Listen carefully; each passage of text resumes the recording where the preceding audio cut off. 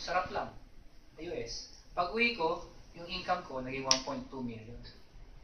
Bakit naging malaki? Kasi, yung mga downlines mo, naiinggit. Si Apply gumalis. Kami naman nasusunod. So, imbis na mag-dive down yung income, lalo susumikap. Kaya pag uwi mo, mas malaki income mo. Kasi sila, gusto rin nila makasama sa mga nagagawa mo. So, instead na pag ganun, inspiration pa yung ginawa mo. Maging inspiration ka. So, kailangan maging inspiration kayo. So, ang tip ko sa inyo, number 1, kailangan ma-master nyo yung business. Hindi pwedeng, kita mo na lang sa Facebook, kita mo na lang sa ganito. Hindi kayo pwede maging dependent. Kailangan maging independent. Parang ako yan, lagi kong may nagtatag, Goldie, nakikita ko yung page mo, global ka pala, sa'yo na lang ako, ano ba yung sinasabi nilang ganito sabi? Sandali lang, papausap kita sa kapatid ko. Sa umpisa pwede gano'n. Pero later na pag lumalaki. Pag lumaki, hindi na pwede. Pwede kasi dadami rin ang hawak niya eh. Gano'n din kayo. Mas mabilis kung kaya niyo eh. So mga maganda ngayon, may mga Facebook na. Kumbaga, yung pag-aaral sa YouTube. Hindi na kailangan, paano na nga pala to? Nakikita niyo sa Facebook eh. Mapapalo niyo na. Yan. Si Michelle, bibigay sa inyo tips. Kasi nag-conto eh. Online marketing. Kapag ganyan naman ako. Nagulat naman ako. Wala kasi kayo mga kamay. Oo, dapat hindi yan nagsasalita pag di pinapalakpakan. Pagdating naman kasi sa online, kasi actually maswerte kayo, kasi nag-start ako, more on kaya, yan si ate, ano lang kami, nagka-flyers, may feed lang talaga. So, ang maganda ngayon, may online na, may Facebook na. Ang maganda sa Facebook, yung rejection mo, kahit nare-reject ka, hindi ganun kasakit. Kasi hindi mo naman nakikita yung kausap mo. Hindi mo naman siya talaga kilala. So, yung rejection mo, yung emotions mo, hindi na masyado ding involved dun sa tao. At ang maganda nun, sa Facebook, hindi lang kayo naka-focus sa Japan. Maraming mga countries yung pwede mong makita, mga prospects mo. Alam mo, kasi minsan pag sa phone lang, limited lang yung gamit. Pero kapag naka-laptop, o di kaya naka-computer, kanyari, tatype mo lang doon, OFW lives in Tokyo. Lalabas na doon yung may mga, mga tao, mga list, halagay na doon, yung mga naka-Facebook na nasa Tokyo. Di kaya, OFW who loves Piolo Pascual, malalabas din doon. So parang, ikaw, magkakaroon ka ng topic. Doon mo, kasi kapag mag-online marketing, hindi lang naman dyan pwede yung kakausapin mo agad, offeran mo agad ng business, hindi rin yan pwede. Kasi syempre sabihin, ano ba naman to, hindi ko pa naman to kakilala. Tapos business agad, parang walang rapport, di ba? So ang kailangan mo gawin, kakaibiganin mo muna siya ng kakaibiganin. So pag kinaibigan mo na siya, dapat may pag-uusapan kayo. So kailangan marami ka ding alam, marami kang kwento. Tapos sa Facebook din, friend mo na siya. Lahat ng post niya, like ka lang ng like. So, di ba kapag sa notification, makikita niya, sino nga ba tong Joy na to lagi nagla-like sa akin? So, titignan niya yung page mo. Pag tingnan sa page mo, friend ko pala to, taga saan nga pala tong to? Tingnan, Japan din pala to. Mga ganon. So, makikita niya sa page mo na, ano nga ba tong ginagawa nitong babaeng to? Nakita niya, pinapost mo, puro products. Okay tong product na to, pampaganda ng skin. O di kaya may sakit, maganda. So, doon, mas maengganin, magugulat ka. Kakalike mo lang sa kanya, hindi mo pina-force siya hindi mo pina-push masyado yung aim global. Siya yung magtatanong sa'yo, ano ba yung products mo? Ano ba yung ginagawa mo? Baka pwede naman ako dyan. So yun yung mga tips pag online. Tsaka pag online, ang maximum lang per day is 15. Kaya mag-i-invite ka, 15 lang kasi bablock ka ng Facebook. Kapag masyado kasi, invite ka ng invite, tapos hindi mo naman kakilala talaga, tatanungin ka ng Facebook, do you know this? Ganyan. Kapag hindi mo kilala, ibablock ka. Minsan, ang pagblock sa'yo 3 days, minsan 7 days, minsan 15 days, minsan 30 days, pag sobra-sobra ka ng warning niya. So pag online, puro mga ganun lang. So masarap pakipagkaibigan sa online, lalo na pag mga OFW din yung hahanapin mo.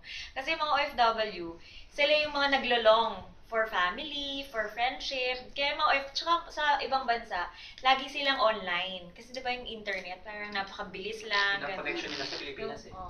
Yun. So, ang mangyayari nun, kakaibiganin mo lang din siya.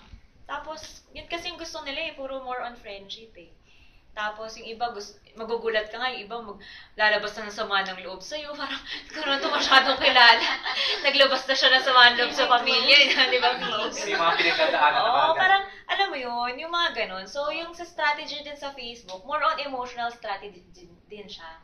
So, sabihin mo, matagal ka na pala sa sa ibang bansa. Ito pag ginawa mo yung global, may chance ka din na umuwi ka na sa Pilipinas for good, makakasama mo na yung pamilya mo, kumikita ka ng malaki, mga ganon.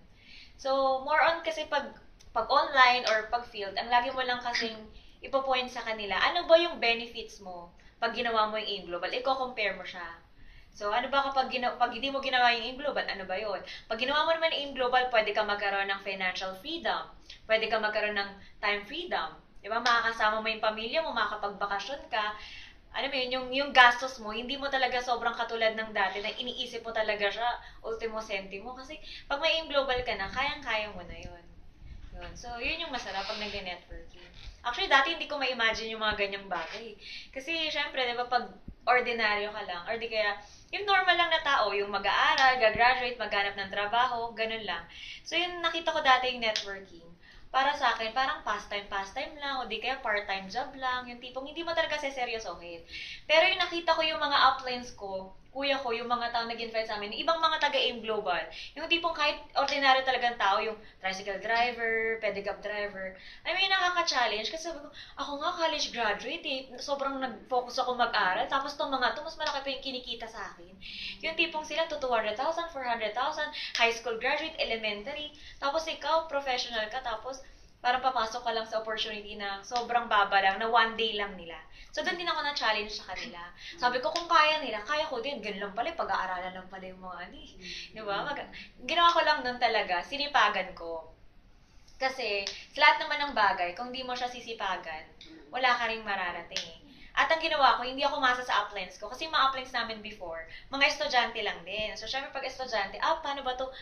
Mga bago lang din. Hindi ko alam Akin doon kay upline. Upline, paano ba to? Hindi ko din alam So, lahat kami, parang nagtatanungan. Walang mga alam, idea. So, kami ng kuya ko, naging nagtandem kami. Yun yung maganda dito. Dapat kuha ka ng katandem mo. Lagi mong kasama. So, yun yung kuya ko. Ginawa namin, pinag-aralan talaga namin yung AIM Global. So, nagsarili kami na mag-stand out. Yung tipong, wala kaming choice kasi may mga downlinks na kami. Sa'yo umaasa, sabihin nila, upline, paano ba to? Kapag wala kang masabi, parang yung tingin nila sa'yo, parang wala naman atang kwenta yung sinalihan namin ako. Ni simpleng pag-encode, hindi kami matulungan. So, inaral talaga namin siya. Ang good news nun, sa AIM Global, maraming mga trainings at online, nakikita na sa YouTube. Pag-aralan yan, siyagain nyo lang talaga pag-aralan. I mean, kunyari, spare time nyo, di kaya naglalaba kayo or may nagluluto kayo. Nandiyan lang yung YouTube, pakinggan nyo lang siya. Kasi ano nyo rin siya, may intindihan nyo kapag paulit-ulit. Kasi isang bagay, pag laging ginagawa, mas naiintindihan mo, mas dumadali. Yes, totoo po yun. So, ganun yung ginagawa lang namin. At kapag may katandem ka, pag nadadown ka, siya yung taga-uplift sa'yo. Kapag naman nadadown siya, ikaw naman mag-uplift sa kanya. Huwag ka lang kukuha yung pareho kayong down na uplift naman tayo. Pareho kayong dalawang nag-quit Isa ka lang down, dalawa na kayong down. Oo, diba? Dapat kayo. So, dapat nagtutulungan ka. Kasi walang ibang tutulong sa inyo kundi kayo lang. Yes. Iba yung teamwork Iba yung na tinatawag. Kasi pag may teamwork, hindi lang yung ikaw yung aangat Yes. Dapat paangatin Buong mo na yung grupo. sa baba natin before tayo aangat. Kasi yung pag-angat nila, Pag-angat mo din. tagumpay din natin. Tagumpay natin lahat. Yeah! Ngayon maganda rin. Kasi teamwork. Kasi kapag kunyari, tatayo ka ng sarili mo negosyo, yan si ate, di ba? Meron siyang rice, business. Di ba parang siya lang, hindi siya masyadong nale-leverage. Kung meron ka tong networking in global, ikaw, nag-network ka, yung mga downlinks mo nag-network. In the future, di ba, syempre sa start, nandyan talaga yung super effort, talagang todo-todo yung mo. Pero kapag lumaki na yung grupo mo, makikita mo talaga yung resulta ng mga hirap mo sa umpisa. Yung tipong minsan, may OPP dyan, ikaw kakaway ka na lang. O yun si upline, ikaw kakaway ka na lang, gaganon ka na lang. Kasi nakapag-build ka na. So, syempre sa start, kailangan talagang double time. Todong sipag talaga, pag-aaralan nyo siya. Effort talaga. Parang ganun nga. Kasi ito lang naman, wala naman ako, parang malaking abala sa akin yung busy ako. Tapos pag inaano niya ako, hindi ako ganong, kahit pinupush niya ako, ang ginawa ko lang, sige, mo. Kasi Parang ang sa kanya, di ba, Excellent Japan Gold, ang dami niyang okyaksan. Sabi ko, anuhin mo yan, sabayan mo. Kasi ang dami nang nagtitiwala sa Sila na kanya. malapit sa akin. Ginagawa ko. Sa Volpi, yun may global ka pala. ganun. Di ba yung nagugulat nila? Oo, hindi ko nga alam na yung global. Parang si Ate Sheila. Meron din Ang siya. ano ko lang kasi nun, Yun ang isang ano niya sobrang na target. busy ako sa school, busy ako sa excellent. Parang, sige, lahat na lang, hindi ko na, wala na nga akong time sa anak ko, sa asawa, sa anak ko na lang. Tapos, ano yung, inano ko na lang nung talagang push niya ako na, pahingin pera, may gagawin tayong business. Go, parang ganon. Ba't parang, ba't pangalan ko? 3 lang ako kasi, Kasi hindi ko siya makukuhanan ng ganun kalaki, ate. Phoenix ko na 3. galit ako dito kasi. Tapos, Tapos ngayon naiintindihan niya, sinisisi niya ako, ba't daw hindi 7 heads? Hindi siya nag-aral. hindi, ano ko lang nun, yung abala, parang sige, parang sa parents ko na lang. Parang yung parents ko kasi, syempre matatanda na sila. Yung, naniniwala ako dun sa, sa product, kasi syempre, tinitake ko. So kung hindi lang ako, dapat Sila daw. yung parents ko, lalong-lalo na. So, doon nawala yung, talagang living, Living testimony. testimony ko talaga yung sila. Kaya, nagkwento lang ako. Di ba, yun lang naman, kwento lang ang umpisa. Kwento-kwento, sabi Yung tatay ko, tapos kwenta-kwenta oo, na. yung tatay So. ko, Power! may high blood, ganyan-ganyan. Nanay ko, yung rayuma niya, ang galing nila, pati yung mga pasusulungin mo nga sa bukid, magbubukid pa sila. Kahit nagagalit tayo na. Ang problema namin ngayon, sa sobrang Genki. sobrang lakas nila, kung ano-anong trabaho maisipan nila, trabaho talaga sila. Ganun parang, kwento lang yun. Tapos, may, syempre sa kwento ka kasi, kung totoo naman kasi, hindi ka mahihiyang magkwento, di Oo ba? naman. At saka confident ka magsabi kung alam mo kasi, kasi yung sinasabi mo. Pag nagsisinungaling kasi parang hindi ka hindi ka sure. Oo. Pero pag alam mo na talagang totoo, Para hindi ka sila may matatakot. So, tapos ang inano ngayon ng kapatid ko, tignan mo tong ano ko. Kasi hindi ako nag-open ng ATM eh. Ay, oo. Talk show silang dalawa.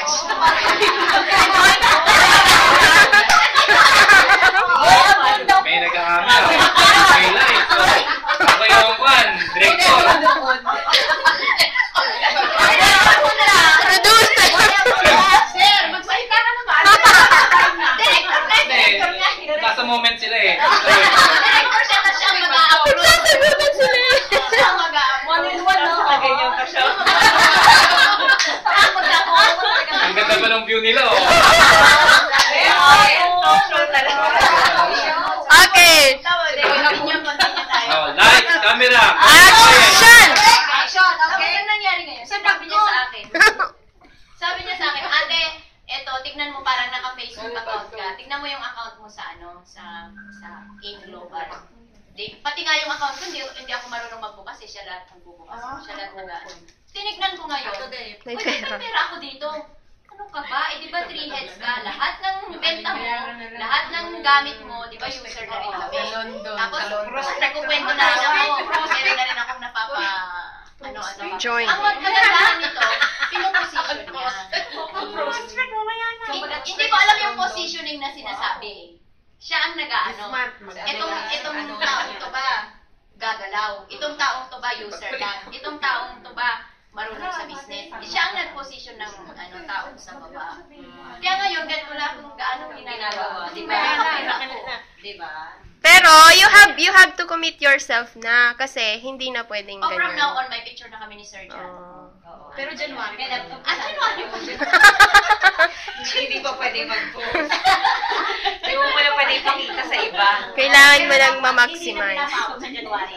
Kaya nga. Kailangan dapat i-push nyo na ngayon sa sarili. So, Parang talagang power. yes. Diba? Correct! Kasi,